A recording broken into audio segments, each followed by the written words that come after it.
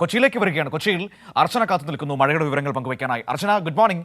എന്താണ് കൊച്ചിയിൽ മഴയുണ്ടല്ലേ? ഇന്നലെ രാത്രിയിലൊക്കെ എന്തായിരുന്നു സ്ഥിതി? ഇന്ന് ഏത് തരത്തിലുള്ള മുന്നറിയിപ്പാണ് നൽകിയിരിക്കുന്നത്? നദികളിലെയൊക്കെ ജലനിരപ്പ് എങ്ങനെയാണ്?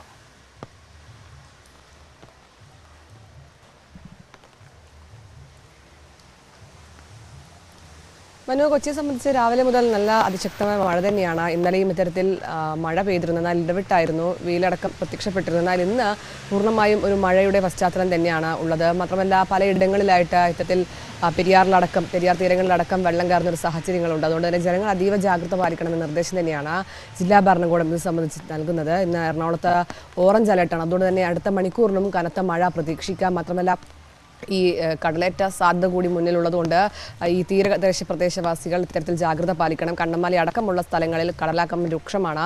നിരവധി ആളുകൾ ക്യാമ്പിലോട്ട് മാറിയിട്ടുണ്ട്. ഏകദേശം 29ഓളം ക്യാമ്പാണ് ജില്ലയിൽ ഇതുവരെ തുറന്നിട്ടുള്ളത്. അവിടെയെല്ലാം തന്നെ ആളുകൾ ഇത്തരത്തിൽ ഈ പെരിയാർ തീരങ്ങളിലൊക്കെ തീരത്തിനടുത്ത് താമസിക്കുന്നവരൊക്കെ തന്നെ ഈ ക്യാമ്പിലോട്ട് മാറിയിട്ടുണ്ട്. മാത്രമല്ല നിരവധിയായ വീടുകൾക്ക് നാശനഷ്ടം സംഭവിച്ചിട്ടുണ്ട്. എന്തായാലും ഏറ്റവും പ്രധാനമായും കൊച്ചി നഗരത്തെ സംബന്ധിച്ച് എടുത്തു പറയേണ്ടത് വെള്ളക്കെട്ട് ഇത്തരത്തിൽ വലിയ പ്രതിസന്ധിയായിരുന്നു കഴിഞ്ഞ മഴക്കാലത്തൊക്കെ. എന്നാൽ ഇത്തവണ അത് കൊച്ചിയെ സംബന്ധിച്ച് വലിയ ആശ്വാസമാണ്. കാരണം വെള്ളക്കെട്ട് പരമാവധി കുറയ്ക്കാൻ ഈ കോർപ്പറേഷന്റെ ബ്രേക്ക് ത്രൂയിലൂടെ കഴിഞ്ഞിട്ടുണ്ട്. പലയിടങ്ങളിലും നമ്മൾ കഴിഞ്ഞ തവണയൊക്കെ വെള്ളക്കെട്ട് റിപ്പോർട്ട് ചെയ്ത സ്ഥലങ്ങളിലെല്ലാം ഇപ്പോൾ വെള്ളം ഇല്ല എന്ന് തന്നെ പറയേണ്ടി വരും. പൂർണ്ണമായും അത്തരത്തിൽ ഈ ഓടയിലൂടെ വെള്ളം മുഴുകാൻ തുടങ്ങിയിട്ടുണ്ട്. കാരണം അത്രമാത്രം ഈ പ്രവർത്തനങ്ങൾ അതുമായി ബന്ധപ്പെട്ട് കോർപ്പറേഷൻ നടത്തിയിട്ടുണ്ട്. മഴക്കാല മുന്നൊരുക്കങ്ങളെല്ലാം തന്നെ ഇത് സംബന്ധിച്ച് നടത്തിയിട്ടുണ്ട്. എന്തായാലും വരും മണിക്കൂറിലും അതിശക്തമായ കാറ്റിനോടൊപ്പം അതിശക്തമായ മഴയും ഉണ്ടാകും. മാത്രമല്ല ഈ വിനോദസഞ്ചാര മേഖലകളിലേക്ക് യാത്രക്കാർ പോകുന്നത് ശ്രദ്ധിക്കണമെന്ന് പറഞ്ഞിട്ടുണ്ട്, ജാഗ്രത പാലിക്കണമെന്ന് പറഞ്ഞിട്ടുണ്ട്. ഇനിയുള്ള മണിക്കൂറിൽ ഈ ഡാമുകളൊക്കെ തുറക്കുന്നതുകൊണ്ട് ഇത്തരത്തിൽ പെരിയാറിൻ്റെ തീരങ്ങളിലടക്കം വെള്ളം കയറാനുള്ള സാധ്യതയുണ്ട്. ഇതുപോലെ